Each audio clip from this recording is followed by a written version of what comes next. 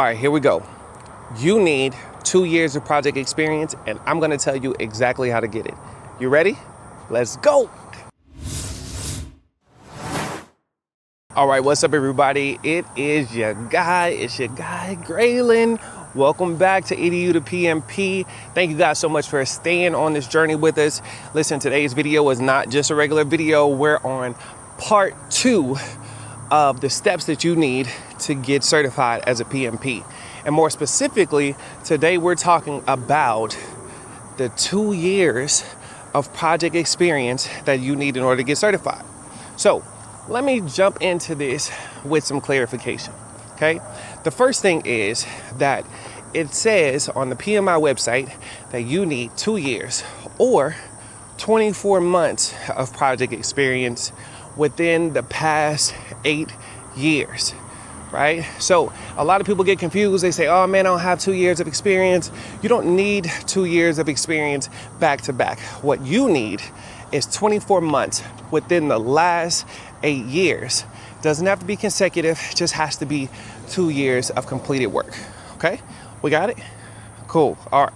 So let's talk about how I got my experience. Let's go back, let's roll the film back to one of the most interesting times in history, the pandemic, okay? I remember when I went on spring break.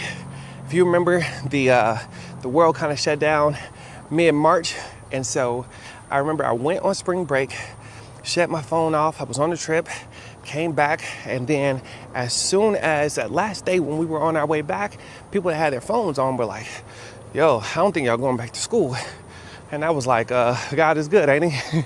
And then when I came back, I found out, well, God, he's still good, but even though he's still good, the world was shutting down, right? Which was crazy. And so I was like, okay, well, what's gonna happen? All of that. Well, at that time we had about 9 weeks of school left, 9 weeks. And the powers that be were like, there's no way that these kids can just kind of sit out of school for 9 weeks and not get anything done. And so they wanted to find a way to complete the school year, if you will. So, situation number one, the powers that be decided that we were going to put together these packets of work. Now, every district kind of, did their own thing, but what we decided to do is we decided to start to develop these packets of work that we would hand deliver to students as they came up to the school to pick it up. So I vividly remember being on a campus and literally gloves on, mask on, being 6 feet away from somebody, and we're stuffing packets, right? Somebody over here is doing 8th grade social studies. Somebody over here is doing 6th grade science. And we're all just stuffing packets based on grade level. Hey, here's what you need. The kids and the parents will drive up, pick up a packet, tell us what grade they're in, pick up a packet, and then, go home and do it. Then the next week, they would have to turn that packet in and pick up a new packet. You know what that is? That's a project. It's a project. So then, fast forward, we get towards the end of the school year. And at the end of the year, man, you're supposed to be having, seniors graduating, typically in Texas, because we're extra, we have all of these different promotion ceremonies, so especially when a kid is going from elementary to junior high or from junior high to high school. And so everybody started feeling sad. Oh man, his kid's not gonna be able to do nothing, right? So then powers that be decided, well, we want to have something, right? And so the idea was developed that we would have a clap out, right? Clap out for every single school in the district. So what we did was we developed a video that we're normally, on a stage or something, we're giving out certificates, to recognize a student for all A honor roll or, perfect attendance or whatever. We created a video using all of the kids' student ID pictures, and we put all of their, awards underneath their video, right, underneath their picture. And then we organized a specific day and time where all of the kids and their parents would drive up, right, and kids would stay in the car. But a lot of them would get, in the back of the truck, or, if they had a convertible, something like that. And then they would drive through the drive-through of the school. And teachers that at this point that they hadn't seen in months would be all lined up, 6 feet apart, of course. And they would have signs, and they would be clapping and noisemakers and all that kind of stuff, just trying to cheer for the kids, celebrate the kids as best as they could. You know what that is? That's a project. Then, during the summertime, powers that be decided that, going into the next school year, we were going to do this amazing thing called hybrid learning, right? To where most of the teachers had not ever taught online before. And so we were looking at the training that it was going to take to get teachers ready to teach online, all of the different applications that would be introduced in. So whether it's Zoom or Google Meet or Google Classroom, all of these different things, really getting kids acclimated to, their emails, showing teachers new things about emails. All of that was not the norm for professional development. We had to go through it. We had to teach it. You know what that is? That's a project. So then, going into the school year, the kids come back. Y'all remember when the kids came back? Whoo, boy. Okay, so the kids come back, and we have to organize everything, right? So everything from, where are you going to eat lunch? Well, you're eating lunch now in the classroom. Can't have everybody in the cafeteria, all close, right?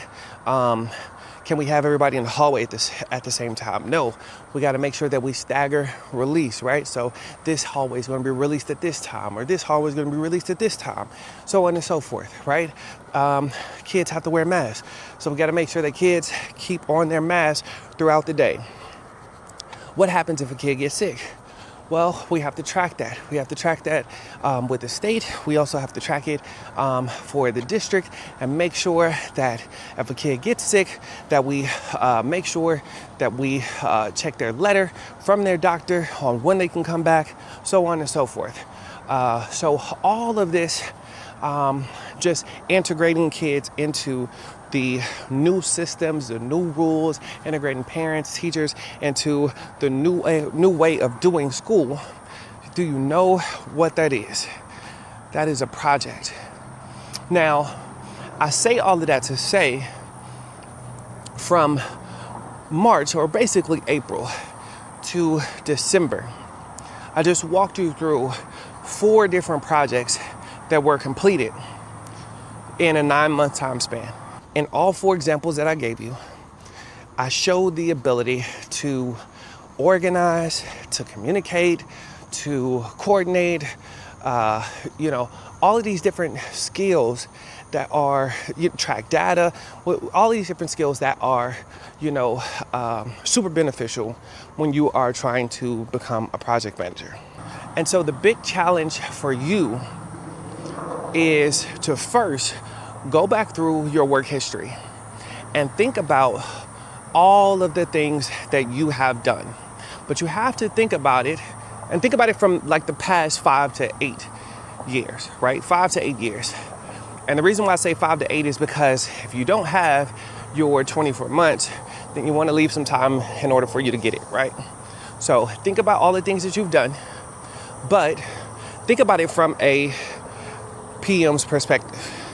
You don't want to, think about it from an educator lens, because if you are, thinking, oh man, you know what? I did lesson plans.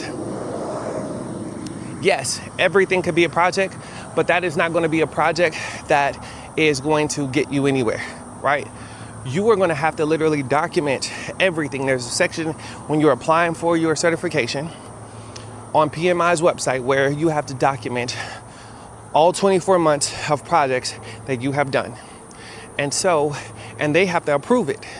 And so if you are looking at the things that you've done. You want to look at it from a PM's perspective, things that are going to actually get you approved by PMI, but then also things that you can use when you are talking to prospective employers in future interviews, right? So things that corporate would see as projects, right? Now, I've already mentioned this. If you don't have your 2 years of project experience, here's how you go after it. You have to make sure that you start shooting for leadership. Start shooting for leadership. So anything from, a team lead to, department chair to, a counselor, assistant principal, a principal, see, what other roles that your school district offers. You want to look for things that are going to give you those skills, those opportunities to do projects. And in most leadership positions, you are likely going to do something that could be considered a project. So overall, guys, I hope this video was helpful. Hope you guys enjoyed it. Listen, if you don't have your 2 years of project experience, you can definitely get it. It's not the easiest thing in the world, but it's not the hardest thing in the world either. So just take a look at what you've already done and then add to it if you need to. I wish you guys the absolute best on your journey.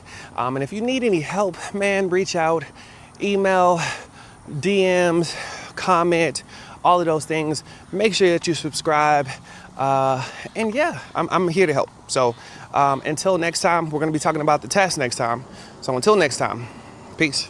As always, we want to say thank you guys so much for watching this episode of EDU to PMP. As a side note, if you're getting married in Texas and you want to have the best DJs for your wedding, make sure that you hit up Chosen Event Group. Last but not least, please don't forget to like, share, and comment under this video. And if you really want to support the channel, make sure that you hit that subscribe button.